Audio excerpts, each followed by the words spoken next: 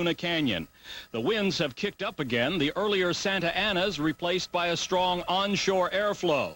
This on a day when firemen thought they were gaining the upper hand. At sunrise, an eerie brown pall of smoke hung over Los Angeles. Over Malibu, about 20 miles northwest of downtown L.A., the air war began in earnest.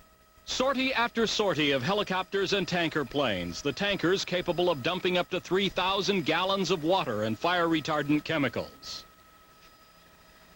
Helicopter pilots used the ocean to reload giant water buckets as they kept soaking the Malibu hillsides.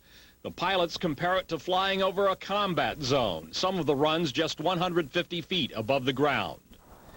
The firefighting effort was also helped by the fact that the Santa Ana winds had died down. The strategy was to hold the fire at the edge of the Los Angeles city limits near Malibu, and it appeared to be working. Our belief is the worst is over, that we're going to stop it virtually on this line here, then it's going to go into a mop-up operation.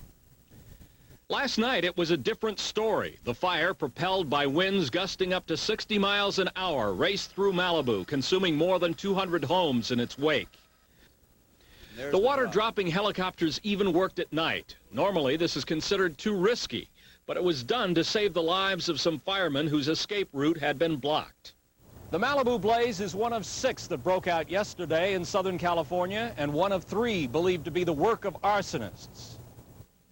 Arson investigators from the Los Angeles County Fire and Sheriff's Departments began combing the area where the Malibu fire began, looking for any signs of incendiary devices. 2 young men described as material witnesses accompanied the investigators.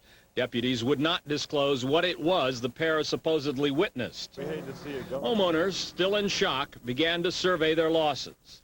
And some expressed anger that an arsonist might have set the fire. There's a $125,000 reward for information leading to the capture of the arsonist as firemen continue to battle the flames. George Lewis, NBC News, Los Angeles. Destroying more than 200 homes, forcing the evacuation of more than 2,000 people. But, as NBC's Roger O'Neill tells us, there is no way to measure heartbreak. Their loss was beginning to sink in.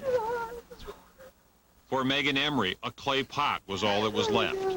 Gretchen and Wayne Hayes found nothing, but both families say they will rebuild in burned-out Malibu.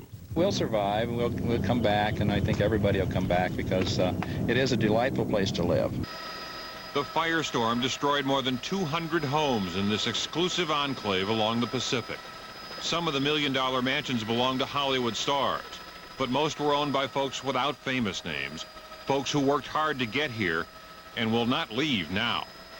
It may be one of the most envious addresses in the country, Malibu.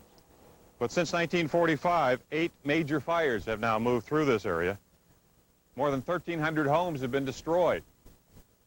Still, most residents say it's worth the risk. Even though every year between September and December, they face the threat of the Santa Anas, the threat of turning the hills into tinder boxes ready to explode in fire. Faith Feldman almost ran from her Malibu neighborhood. It was 1:30 this morning, and the firefighters were telling residents if the flames came up the hill, Sunset Mesa would be lost. The winds died down, the fire did not come, and Feldman will not leave. You have to live here in order to experience it. And it's worth the risk. It's worth it. It's you've got the ocean, you've got the mountains. For the 3rd time in 29 years, Jack Cohen has fled the flames of wildfire. Well, it's a lot better than living anyplace else, I think. People were quick to return home. I hope it's over with. Despite the horrific losses, there was no talk of leaving Malibu today. Rather, there was a grateful community that so much was saved. Roger O'Neill, NBC News, Malibu.